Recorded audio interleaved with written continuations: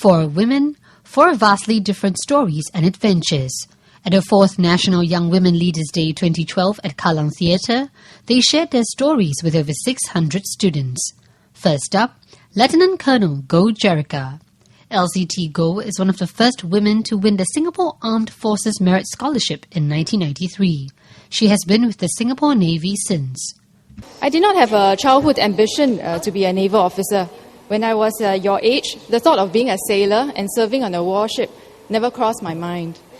The opportunity to join the Singapore Armed Forces and the Navy presented itself after my A-levels in 1992. The initial training was really tough for me because I've never been particularly active in sports in my school days. Looking back, more than building up physically and learning about military values as well as culture, the basic military training was a journey of self-discovery for myself as I discover my endurance in terms of the ability to push myself to do things that I never thought I could, doing long route marches, sleepless nights and all that. Next, mountain and desert trekker Sim Yi Hui, who scaled Mount Everest in 2009. The outdoor adventurer is aware of the risks involved in her passion and felt the most fearful when she had to sign the body disposal form in Nepal. Before we were to climb Everest, we were made to sign a form like this. I'm sure most of you sign consent forms for your trips or your camps. This is a consent form that really needed a lot of thinking. It's actually a body disposal form. So it actually asks you what you want to do with your body if you were to die on Everest. I mean, how many consent forms ask you what you're going to do with your body? And this is something that is not to be taken lightly. And it's actually not too bad because they give you 3 choices. So you can choose. The first one is, if you die on Everest, you prefer your body to be left on the mountain. The second choice is to be cremated, which is in Nepal itself by Buddhist monks, because that is their culture and tradition. And the third one is to repatriate your body back to Singapore, and they add that it will cost a lot of money, thousands of dollars. So fear is something that was always present on our expeditions. It would be a lie to say that, I go on an expedition feeling that I'm confident and secured. Wildlife photographer Ching Shun Ling also puts her life at risk when pursuing her passion. People often assume it's the big and majestic animals she photographs that might attack her.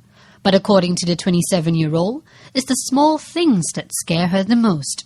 The only reason why they would, charge at us or attack us is because they think that we are trying to harm them. But if with a safe distance, usually they will not come and attack me. However, it's the small things that actually frightens me more. Things like mosquitoes that may carry malaria or dengue, which I've unfortunately have experience in that before. Even like leeches that sucks your blood or flesh-eating parasites that I mentioned earlier. So it's all these small things that scares me more because you can't see them and you don't know when they will attack you. And even if they attack you, you don't even know it. So that's the scariest part. The final speaker of the day was Lin Lee, co-founder of 13-year-old Awfully Chocolate.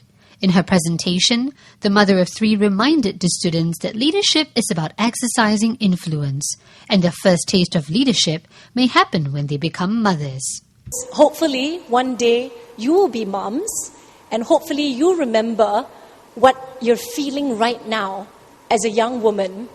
And when you're a mom, I'd like to say first and foremost, that is your first position of leadership in the family. And, even if you're not a mom, as a woman in the family, you're going to have so much influence on the people around you.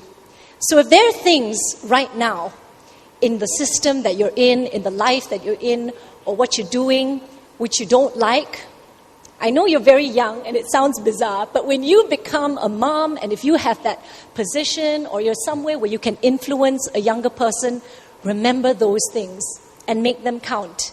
Catch our other clip for tips on how you can be a better leader for others.